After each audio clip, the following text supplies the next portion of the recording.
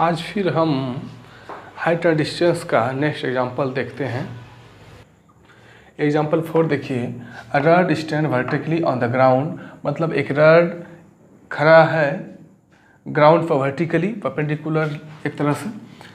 From a point on the ground which is 13 metre away from the foot of the rod, the angle of elevation of the top of the rod is found to be 60 degree. अब बोल रहा है कि road के foot से 13 metre दूरी पर एक पॉइंट है ग्राउंड पर, और उस पॉइंट से रोड के टॉप के बीच जो एंगल ऑफ एलिवेशन बन रहा है वो 60 डिग्री बनता है।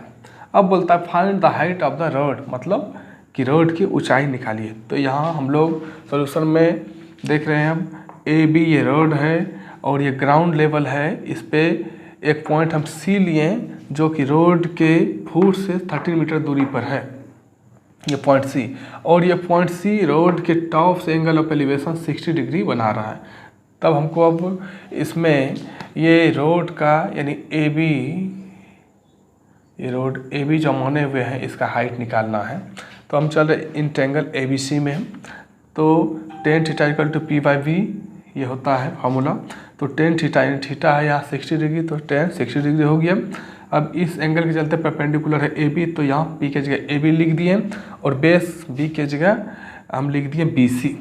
तो अब tan 60 की वैल्यू होता है √3 और ए बी निकालना है, तो ए बी ये रह गया और बी सी का वैल्यू है 13 मीटर, तो यहाँ 13 रख दिए। इसको जब क्रॉस मल्टीप्लिकेशन किए हम तो ए बी इजकल टू 13√3 निकला। तो therefore height of the road is equal to A B है, ये ए बी और ये ए बी मेरा निकल गया 13√3 मीटर, यही आंसर हो गया। अब नेक्स्ट एग्जांपल देखते हैं। एग्जांपल 5 है। An electrician has to repair an electric fault on a pole of height 5 metre. बोलते हैं एक इलेक्ट्रीशियन है, वो एक पोल है जिसकी ऊंचाई 5 मीटर है, उस पर एक फॉल्ट को ठीक करेगी। अब आगे है she needs to reach a point 1.3 metre below the top of the pole to undertake the repair work. अब बोल रहा है कि सी नीड्स, उसे ज़रूरत पड़ता है एक, मतलब वो इलेक्ट्रीशियन जो है वो औरत है, तो बोलता है उसे पोल के टॉप से 1.3 मीटर नीचे फॉल्ट को ठीक करने का जरूरत पड़ रहा है। अब बोलता है कि what should be the length of the ladder, मतलब सीढ़ी की क्या लंबाई होगी। That she should use which when inclined at an angle of 60 degree to the horizontal would enable her to reach the required position। बोल रहा है सीढ़ी की क्या लंबाई होगी जो कि उसे 60 डिग्री एंगल से झुकाया जाए और वो जिस पॉइंट पर फॉल्ट है, जिस पोजीशन पर फॉल्ट है वहाँ पर उसे इंक्लाइन किया जा सकेगा। Also how far from the foot of the pole should she place the foot of the ladder. और ये भी बोल रहा है कि सीढ़ी का फुट पोल से कितनी मीटर दूरी पर होगा, ये भी निकालना हमको। तो हम यहाँ फिगर बनाए हैं। ए बी ये पोल है, ए बी पूरा ये पोल है, ए बी पूरा ये पोल है। सॉल्यूशन में देखेंगे कि ए बी पोल है, इसकी टोटल लंबाई है 5 मीटर इस पोल की, और ये पोल के टॉप से 1.3 मीटर नीचे फॉल्ट है जिसका हम नाम पी दिए हैं।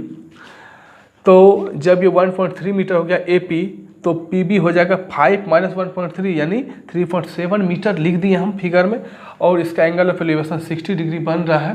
अब हम चले ट्रायंगल पी बी सी में। पी बी सी में जब चले तो sine theta equal to P by H लिखें, तो थीटा की जगह हो गया 60 डिग्री, साइन 60 डिग्री, और परपेंडिकुलर ये एंगल के सामने हो गया पी बी, या पी बी लिख दिया, और ये जो हाइपोटेनस है ये हो गया पी सी।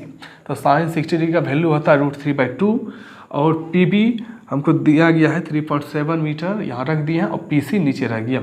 तो जब हम इसको पी सी को अलग किया तो पी सी इक्वल टू हो गया 3.7 × 2/√3। अब हम पी सी इक्वल टू लिखें 3.7 × 2 यानी 7.4 √3 का वैल्यू जो कि यहाँ प्रश्न में बोल रहा है 1.732 रख दिए, और जब इसको सॉल्व किए तो ये मेरा आ गया PC इक्वल टू 4.28, ये अप्रॉक्स में आया। तो therefore the length of the ladder should be 4.28 metre, ये आंसर हो गया। अब दूसरा आंसर इसी में निकालना है कि सीढ़ी का जो फुट है वो पोल से कितनी मीटर दूरी पर है। अब आगे हम लोग देखेंगे अगेन इंटेंगल PVC, फिर से हम दोबारा चल रहे हैं इंटेंगल PVC में। तो हम लिखे tan theta equal to P by B, perpendicular by base होता है, तो थीटा है इस बार 60 डिग्री ही, तो यानी tan 60 degree equal to perpendicular के जगह हो गया PB और बेस के जगह हो गया BC। तो tan 60 डिग्री का वैल्यू होता है √3, PB का वैल्यू देखिए फिगर में 3.7 डिग्री दिए, और BC हमको निकालना थी, BC यहाँ है। अब BC अगर लिखें, BC को हम आपस में चेंज कर लिए, तो BC यहाँ लाएँ तो ये BC इक्वल हो गया 3.7 और ये √3 आ गया यहाँ नीचे, तो ये यहाँ पे लिखा गया √3। अब हम किए BC इक्वल टू 3.7 बाई √3 का वैल्यू पुट करते 1.732, और जब इसको सॉल्व किए तो BC इक्वल टू निकला 2.14 मीटर अप्रॉक्स में। तब देखिए therefore she should place the foot of the ladder at a distance of 2.14 metre from the pole, यानी वो सीढ़ी का फुट जो है वो पोल से कितनी दूरी पर रखेगी, वो 2.14 मीटर दूरी पर रखेगी। अब एग्जाम्पल आगे देखते हैं हम लोग। एग्जाम्पल नंबर 6 देखिए, बोल रहा है an observer 1.5 metre tall is 28.5 metre away from a chimney. बोलता है कि एक ऑब्जर्वर है, प्रेक्षक है, वो उसकी जो हाइट है वो कितना है, तो 1.5 मीटर है, ठीक है, ऊंचाई से 1.5 मीटर है, और ये बोलता है ये जो चिमनी AB है इससे 28.5 मीटर दूरी पर ये है। अब बोल रहा है आगे कि the angle of elevation of the top of the chimney from her eyes is 45 degree. बोल रहा है कि एंगल ऑफ एलिवेशन जो बन रहा है वो ऑब्जर्वर फीमेल है, चूँकि यहाँ हर दिया है इसलिए हम लोग समझ गए कि वो जो ऑब्जर्वर है, प्रेक्षिका है, कि उसके आँख पर जो एंगल ऑफ एलिवेशन बन रहा है ये चिमनी के टॉप से बन रहा, वो बन रहा है 45 डिग्री। यहाँ लिख दिए हम एंगल ऑफ एलिवेशन आँख पर, तो हम BD के पैरेलल पहले EC खींचें और यहाँ ऑब्जर्वर के आँख पर 45 डिग्री का एंगल बना दिए। अब बोल रहा है what is the height of the chimney, तो बोलता है चिमनी यानी AB का हाइट क्या होगा। तो हम लोग यहाँ पर लिख दिए since BD equal to EC, BD equal to EC है और BD दिया है 28.5 मीटर, तो EC भी 28.5 मीटर हो जाएगा। इसका मतलब BD इक्वल टू EC और वो इक्वल है 28.5 मीटर। अब चल रहा है इंटेंगल AEC में tan theta equal to P by B यानी परपेंडिकुलर बाय बेस, और tan थीटा की जगह 45 डिग्री पुट कर दिया, tan 45 degree equal to perpendicular हो गया AE और बेस हो गया EC। अब tan 45 डिग्री का वैल्यू पुट कर दिए 1 और AE, तो AE है और ये EC के जगह 28.5 मीटर रख दिए। अब हम इसको जब सॉल्व किए क्रॉस मल्टीप्लिकेशन करके तो A इक्वल टू निकल गया 28.5 मीटर। देयरफॉर लिख रहे हैं अब कि हाइट ऑफ द चिमनी, तो हाइट ऑफ द चिमनी है वो तो है AB, तो लिख दिए AB, तो AB को हम लिख सकते हैं AE प्लस EB, तो AE प्लस EB लिखें, और AE का हमको मालूम है 28.5 मीटर और EB का 1.5 मीटर, तो जब दोनों को जोड़ें तो ये 30 मीटर बन गया, यही रिक्वायर्ड आंसर हो गया। अब एग्जाम्पल नंबर 7 देखेंगे। एग्जाम्पल नंबर 7 देखिए कि from a point P on the ground the angle of elevation of the top of a 10 metre tall building is 30 degree.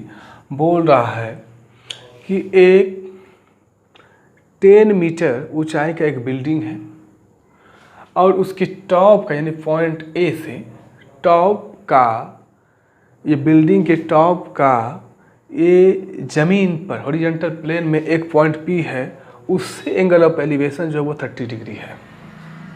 अब आगे a flag is hosted at the top of the building, बोलता एक झंडा ये building के top पे फहराया गया, ध्वज एक जो है ये बिल्डिंग के टॉप पे फहराया गया है। And the angle of elevation of the top of the flag step from P is 45 degree. और बोल रहा है कि जो फ्लैग स्टेप है, ध्वज दंड है, इसके टॉप का यही पॉइंट पी से एंगल ऑफ एलिवेशन जो है वो 45 डिग्री है।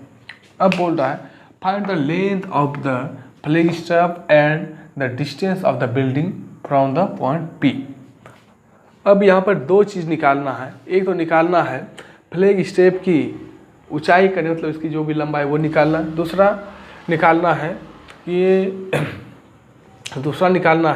कि ये बिल्डिंग जो ए बी है, ये बिल्डिंग ए बी ये पॉइंट पी से कितनी दूरी पर है, ये निकालना है। अब हम चल रहे हैं ट्रायंगल ए पी बी में, तो लिखे यहाँ in triangle A P B में तो tan theta equal to perpendicular base लिख दिया। थीटा का वैल्यू 30 डिग्री और परपेंडिकुलर हो गया ए बी और बेस हो गया बी पी। टेन 30 की वैल्यू यहाँ रख दिया 1/√3। ए बी का वैल्यू है 10 मीटर, बिल्डिंग की ऊंचाई 10 और बी पी मालूम नहीं है तो इसको बी पी रहने दिए। इसमें जब क्रॉस मल्टीप्लिकेशन किए तो बी पी इक्वल टू निकल गया मेरा 10√3। और ये प्रश्न में बोला है कि √3 का वैल्यू 1.732 पुट करने के लिए, तो हम यहाँ पे √3 के जगह 1.732 रख दिए, तब बी पी मेरा निकला 17.32 मीटर। तब लिख दिया therefore the distance of the building from P, यानी ये पी से इस बिल्डिंग का डिस्टेंस जो हो गया बी पी, तो बी पी इक्वल टू निकल गया 17.32 मीटर। यही रिक्वायर्ड इसका डिस्टेंस निकल गया। अब है कि हमको ये फ्लैग स्टेप पे आना है, क्या कि इसकी लंबाई हमको निकालनी, ऊंचाई निकालनी है। तो हम in triangle F B P लिखें, यानी ट्रायंगल एफ बी पी में, तो फिर वही टेन थीटा लगाएं। Tan theta equal to perpendicular by base यानी पी बाई वी।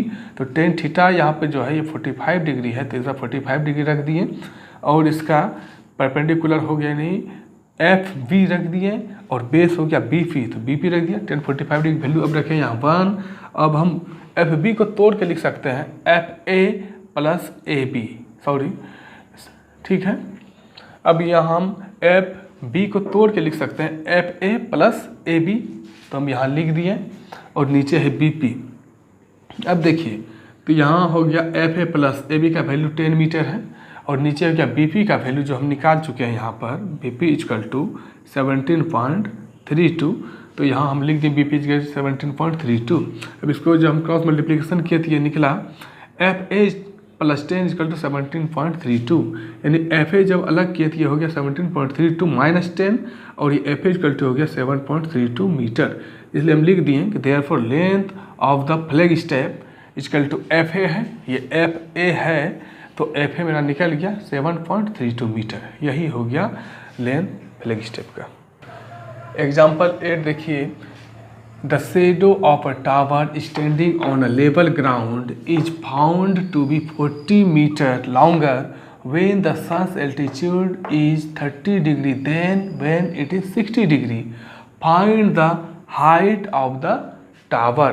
ये प्रश्न बोल रहा है कि एक टावर का शेडो की लंबाई 40 मीटर बढ़ जाता है और ये तब बढ़ता है जब ये सन्स का जो एल्टीट्यूड जो यहाँ है ये 60 डिग्री से घटकर 30 डिग्री हो जाता है, तब ये शेडो की लंबाई 40 मीटर अधिक हो जाती है। तब हम बोल रहा है इसमें कि find the height of the tower, तब बोलता है टावर की ऊंचाई निकालें। तो हम चले सबसे पहले ट्रायंगल ए बी सी में, तो in triangle A B C tan theta equal to P by B लिखें। यहाँ पे एंगल है यानी थीटा है 60 डिग्री, तो यहाँ लिख दिया 1060 डिग्री इक्वल टू परपेंडिकुलर की जगह ए बी और बेस की जगह बी सी लिख दिए। 1060 डिग्री का वैल्यू हो गया √3 और यहाँ ए बी की जगह ए बी रहा और ये बी सी भी हमें मालूम नहीं तो बी सी ही रह गया। अब इसको जब क्रॉस मल्टीप्लिकेशन किए तो ये निकला √3 into B C equal to A B, यानी B C equal to A B by √3। ये हम फर्स्ट इक्वेशन मान लेते हैं। अब हम ट्रायंगल ए बी डी में चलेंगे, तो यहाँ लिखे हैं in triangle A B D, तो tan theta equal to P by B. तो अब इसमें एंगल है 30 डिग्री, तो यहाँ हो गया 1030 डिग्री इक्वल टू परपेंडिकुलर की जगह ए बी है फिर से, तो ये ए बी बेस की जगह है बी डी, तो बेस की जगह बी डी लिख दिए। अब 1030 डिग्री का वैल्यू पुट किया 1/√3 होता है और ए बी ही रहा। अब बी डी को देखिए, बी डी को हम लिख पाएंगे बी डी को B C plus C D, B C plus C D लिख दिए। अब देखिए आगे ये 1/√3 रहा, ए बी की जगह A B he, B C तो ये बी सी ही है, और सी डी की जगह ये 40 हम लिख दिए। अब इसको जब क्रॉस मल्टीप्लिकेशन किए तो √3 इंटू ए बी √3 हुआ, और 1 इंटू बी सी प्लस 40 तो ये बी सी प्लस 40 हुआ। अब यहाँ देखिए ये √3 इंटू ए बी है, बी सी के जगह हम पुट कर दिया ए बी बाई √3, और ये पुट किए हैं फ्रॉम फर्स्ट से, यहाँ लिख दिया फ्रॉम फर्स्ट। तो यहाँ बी सी के लिए लिख दिया ए बी बाई √3 प्लस 40 है, तो हम ए बी को एक साइड ला लिया, √3 इंटू ए बी, ये ए बी बाई √3 जब इक्वल टू के इस पर आए तो माइनस ए बाई √3 हो गया, और ये सोर बच गया 40। अब हम इसको सॉल्व कर रहे हैं, तो ये सॉल्व किए तो नीचे एलसीएम हो गया √3 और ऊपर हो गया √3 into √3 A B minus A B by √3 equal to 40 है ये। अब देखिए √3 इंटू √3 तो ये 3 बन गया, और ए बी यानी 3ab minus A B by √3 equal to 40। अब देखिए 3ab में ए बी माइनस कर रहे हैं, यानी 1ab माइनस कर रहे थे, ये 2ab हो गया। अब नीचे है √3 और इक्वल टू था 40, ये 2 से 40 20 बार में कट गया, तो ये बच गया A B by √3 equal to 20। अब इसको जब क्रॉस मल्टीप्लिकेशन किया तो A B equal to 20√3 metre निकला। तो यही मेरा निकल गया हाइट है ये टावर का ए बी ही, तो हम यहाँ पर लिख दिए therefore height of the tower is 20√3 metre.